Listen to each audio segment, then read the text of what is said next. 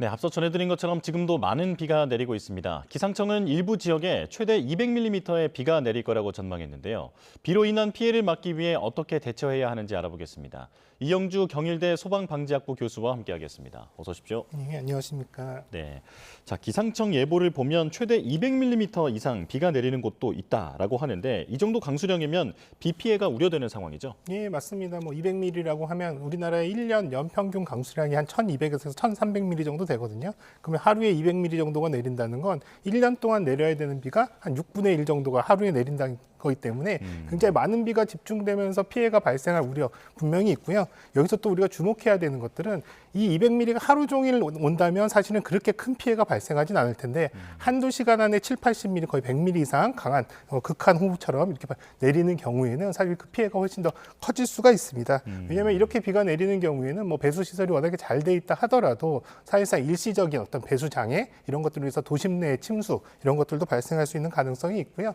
또 산간 지역 같은 경우는 이렇게 집중적으로 비가 내리는 경우에 산사태 피해라든지 이런 것들로 이어질 수 있는 위험성들 충분히 있기 때문에 도심이라든지 산간 지역 가리지 않고 대비를 해야 될 필요성이 있습니다. 예.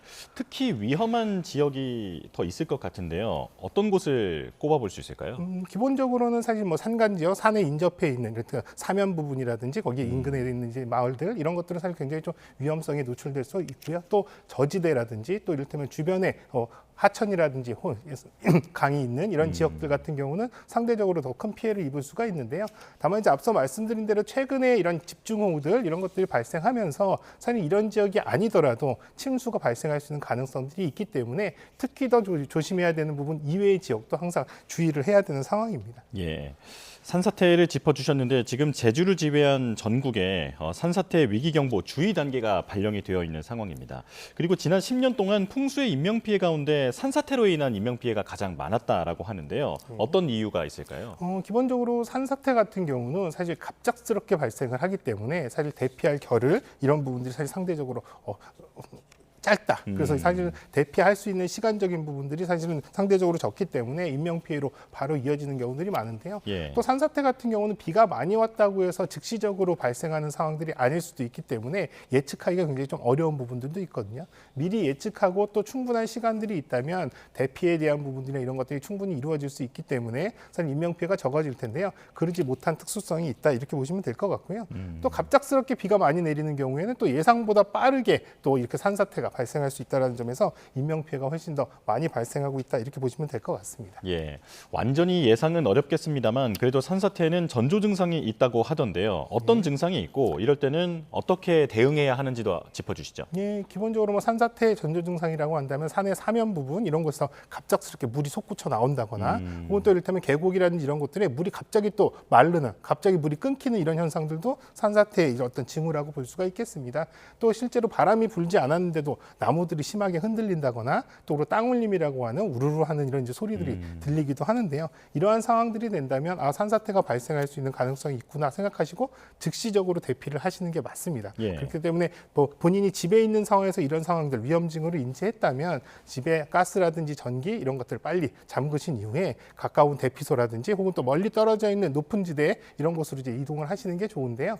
이동을 하실 때도 사실 대부분은 산사태니까 산이 무너지면서 아래쪽으로 쓸려 내려온다고 생각하시니까 더 낮은 쪽으로 이동을 하시는데요. 하방 쪽보다는 수직 쪽으로 산의 경사면의 수직 방향으로 옆쪽으로 대피를 하시는 게 더 안전하실 수가 있고요.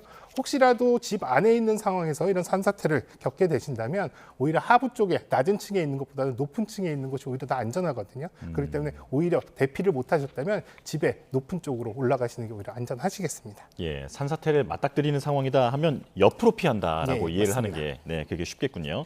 자, 그리고 산사태 다음으로 많은 인명피해가 발생한 게 하천재해인데요. 지금 3년 전 오송 지하차도 참사 떠오르기도 하는데 이렇게 많은 비가 내릴 경우 어떻게 대처해야겠습니까? 네, 기본적으로 하천의 수위 상승이 굉장히 급격하고 빠르게 이루어지거든요. 그래서 이런 부분들 한마디로 하천 주변에 사시는 분들 같은 경우는 하천 수위에 대한 부분들 실시간으로 정확하게 좀 잘 확인을 하실 필요가 있겠습니다. 그래서 뭐 재난방송이라든지 또 여러 가지 인터넷으로 요즘은 이런 상황들을 확인할 수가 있으니까요. 이런 것들 예의주시하시는 것들 필요하겠고요. 또 이런 경우에는 내 지역에 비가 많이 내려오는 상황보다도 또 이 하천의 상부 지역에 비가 얼만큼 많이 내렸느냐 이런 것들은 굉장히 중요하거든요. 왜냐하면 상부 지역에 많이 비가 내렸을 때 이런 것들이 사실 이제 하천을 통해서 수위가 상승되면서 우리 지역까지 피해를 미칠 수 있기 때문에요. 뭐 인접한 하천이라든지 이런 강의 상류 지역의 강우 상황 이런 것들도 정확하게 좀 잘 확인하실 필요가 있겠습니다. 또 한편으로는 뭐 주변의 제방이라든지 뚝 이런 것들에 혹시라도 부실한 부분이 있거나 혹은 또 이제 문제가 있는 부분이 있다면 즉시적으로 신고하셔서 조치를 받으실 수 있도록 하는 것들. 또 한편으로는 이제 비가 많이 올 때 하천의 산책로라든지 또 이를테면 교량 하부라든지 또 이를테면 또 둔치 주차장 이런 곳들에 접근하시는 것들은 절대 하시면 안 되겠습니다. 예. 우리 집 주변이나 혹은 어떤 도로 주변에 하천이 있다면 이쪽뿐만 아니라 그 상부의 날씨까지도 미리미리 확인하는 게 중요하다라는 네, 말씀이시고요. 자, 그리고 지하차도에 물이 조금 고여 있는데 그래도 그냥 지나갈 수 있겠지라고 생각했다가 이제 참사로 이어지는 경우도 우리가 종종 보지 않았습니까? 네. 경찰이나 어떤 그 방제 당국의 통제에 잘 따라야겠죠. 예, 기본적으로는 통제가 이루어졌다면 통제에 잘 따르는 건 당연하고요. 사실은 또 갑작스럽게 비가 내리면서 지하차도에 침수가 됐을 때는 즉각적인 통제가 안 될 수도 있거든요. 그렇기 때문에 해당 지역에 비가 많이 내린다면 침수 가능성을 염두에 두시고 가급적이면 지하차도가 아닌 다른 우회할 수 있는 도로로 이동을 하시는 게 가장 좋겠습니다. 예. 또 실제로 또 이를테면 진입을 했을 때 당시에 침수가 이미 이루어진 상황이라면 즉시적으로 차량에서 내리시는 게 굉장히 중요하겠고요. 또 굉장히 지하차도 같은 경우는 도로면을 타고 굉장히 빠르게 물이 모여들기 때문에 침수가 굉장히 급격하게 이루어지기 때문에 예. 잠시도 기다리시지 마시고 빨리 지하차도에서 나오셔야 되는데 나올 때 이제 물을 헤치면서 나오시면 상당히 어려울 수 있거든요. 그렇기 때문에 가급적이면 가장자리 쪽에 혹은 또 거기에 난간이라든지 가드레일 같은 것들 잡을 수 있는 것들이 있다면 이런 것들을 잘 잡으시면서 사실 빠르게 나오시라 이렇게 말씀을 드리겠습니다. 예, 사실 차가 또 고가의 자산이기도 하고 거기 안에 여러 가지 물건도 있다 보니까 물이 어느 정도 잠기더라도 포기를 못하는 경우가 있거든요. 그런데 물이 좀 차게 되면 문이 안 열린다고 들었거든요. 예. 그럴 때는 어떻게 대처해야겠습니까? 사실 과거에는 이렇게 문이 안 열릴 때는 바깥에 수압이 강하기 때문에 그 수압 때문에 안 열린다고 그렇기 때문에 이제 안쪽에 물이 어느 정도 찰 때까지 기다렸다가 무릎에서 허리 정도까지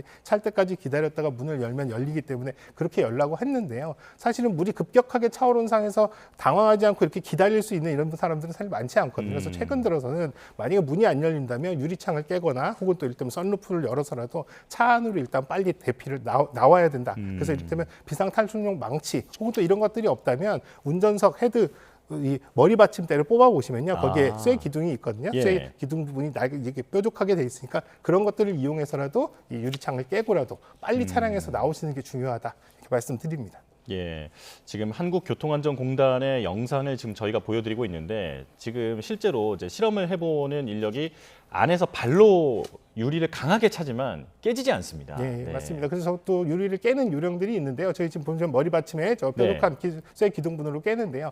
유리창을 타격할 때 많은 분들께서는 가운데 부분을 타격해야지 잘 깨진다고 생각하지만 사실상 가장자리 부분을 강하게 충격하는 것들이 더 잘 깨지거든요. 예. 그렇기 때문에 만약에 뾰족한 금속성 물체라든지 혹은 또 이렇게 머리 받침대로 가격을 하실 때는 차량에 고정되어 있는 테두리 부분을 강하게 타격하시라 말씀드리겠습니다. 예, 유리의 가장자리 부분, 네, 그쪽을 공략하는 것이 맞다라는 말씀이시고요. 자, 그렇다면 이제 배수 시설도 항상 문제로 지적이 되는데 담배꽁초라든지 쓰레기라든지 이런 게 이제 하수 시설에 많이 막혀 있는 경우도 있잖아요. 평소에 어떤 대비가 필요하겠습니까? 예, 기본적으로 아주 안타까운 거는 사실 우리가 배수 용량들이 부족하다 이런 것들을 많이 얘기하기 때문에 우수관로를 정비하고 또 이런 것들을 확대하는 사업들도 있지만 사실 이런 것들은 굉장히 긴 시간이 필요하거든요. 그래서 가장 중요한 거는 이미 있는 배수 시설이라도 잘 쓰려면 이렇게 말씀하신 빗물바지 이런 것들이 사실 잘 정비가 되어 있어야 되는데요. 평상시에 정비가 안 돼 있다면 이런 부분들이 막혀 있어서 물이 빠지지 않아서 침수가 되는 이런 피해들이 발생을 합니다. 그렇기 때문에 이제 이렇게 비가 많이 오는 시기 앞두고 지금 같은 시기에 이를테면 자기 주변에 있는 빗물바지 이런 것들이 막힘 상태가 없는지 잘 확인하셔야 되겠고요. 또 어떤 상가라든지 또 어떤 지역 같은 경우는 여기서 이제 쓰레기를 버리고 혹은 또 냄새가 올라오고 하니까 이런 빗물바지에 덮개를 설치한 경우들도 있거든요. 네. 근데 이렇게 비가 많이 오는 시기에는 이런 덮개들도 제거해 주시고 이런 부분들이 또 겉에 이 쓰레기 쓰레기들을 치우는 것도 중요하지만 안쪽에 물이 막혀 있는 상황들도 있거든요. 그래서 혹시라도 이제 시간이 되신다면 물을 좀 부어 보셔서 잘 내려가는지 이런 것들도 확인하시면서 만약에 막힘 상태가 있다면 이런 것들 지자체에 신속하게 연락하셔서 이런 것들 청소를 할 수 있도록 그렇게 조치하는 것이 좋겠습니다. 예. 앞서 교수님께서도 저지대에 있는 분들은 이렇게 비가 많이 올 때 특히 주의해야 한다라고 말씀하셨는데 이 지하 공간 침수 이걸로 인한 안타까운 일도 우리가 종종 보도로 보지 않습니까? 네. 요즘 물막이판으로 침수를 막는 경우도 있는데 이게 없는 집도 많거든요. 네. 예, 어떻게 해야겠습니까? 예, 기본적으로는 사실 물막이판이 가장 중요한 부분 중에 하나는 지표면에 있는 물들이 직접적으로 들어가는 것들을 막아주기 때문에 침수가 되는 가능성들을 상당 부분 지연시켜주거나 막아주는 이런 효과들이 있거든요. 물론 물막이판을 했다고 해서 사실은 전혀 침수가 발생하지 않는 건 아닙니다. 왜냐하면 만약에 물막이판보다 높은 수위가 형성이 됐을 때 월수가 되면서 침수가 발생할 수도 있고 또 한편으로는 저지대 같은 경우는 이렇게 바깥에서 물막이판 이런 곳을 설치한 곳으로 물이 들어오는 게 아니라 사실은 이제 역류 현상, 한마디로 하수도 배관, 우수 배관이 이렇게 역류하면서 집안 내부로 이렇게 물이 들어오는 경우들도 있기 때문에 이런 부분들 좀 유념하셔야 되겠고요. 그래서 기본적으로는 사실 물막이판이 없는 곳이다라고 한다면 집중호우가 내리는 예보가 된 시기에는 잠시 다른 거처를 이동을 하시는 것이 사실 더 안전하겠고요. 또 물막이판을 설치 안 했더라도 사실 항상 야간에라도 거기에 주거하시는 경우에 사실 이제 기상 정보라든지 비가 들이치는 상황들 확인하시고 확인 즉시 바로 대피를 하실 수 있게끔 하는 준비를 해놓으시는 것들 이런 것들은 필요하겠습니다. 예. 그리고 4년 전 2022년 그 태풍 흰남노가 왔을 때 포항의 한 아파트에서는 지하 주차장에서도 사건이 발생하지 않았습니까? 지하 주차장에 있는데 물이 갑자기 이게 들이찬다거나 그렇게 되면 어떻게 대응해야겠습니까? 일단 기본적으로 지하 주차장에 물이 침수가 되는 상황을 인지했다라고 한다면 지하 주차장으로는 절대 내려가셔는 안 되는데요. 많은 분들께서는 내 차를 빨리 꺼내야 되겠다 생각을 해서 내려가시지만 이미 내려간 상황이라면 이미 물이 차 있는 상황이 될 겁니다. 그렇기 때문에 차를 빼지도 못하는 상황, 그리고 또 본인이 위험한 상황에 처할 수 있기 때문에 절대 지하로 내려가서는 안 되겠고요. 또 지하에 있는 상황에서 침수가 됐다, 침수가 시작됐다라고 한다면 빨리 계단을 이용해서 높은 층으로 이동을 하시는 게 좋은데요. 간혹 지하 주차장 같은 경우에 이제 당황하셔서 차들이 드나드는 주차 램프 쪽으로 이렇게 이제 대피를 위로 올라가야지라고 생각하시는 경우들이 있는데 이런 경우에는 이제 이 램프를 통해서 계속 물들이 이제 물살이 흘러내려오는 상황이기 때문에 정상적으로 빠르게 이동하기도 어렵고 또 물살에 의해서 휩쓸리면서 위험할 수 있기 때문에 지하 침수 시에는 반드시 계단을 통해서 대피를 한다. 꼭 명심하시면 좋겠고요.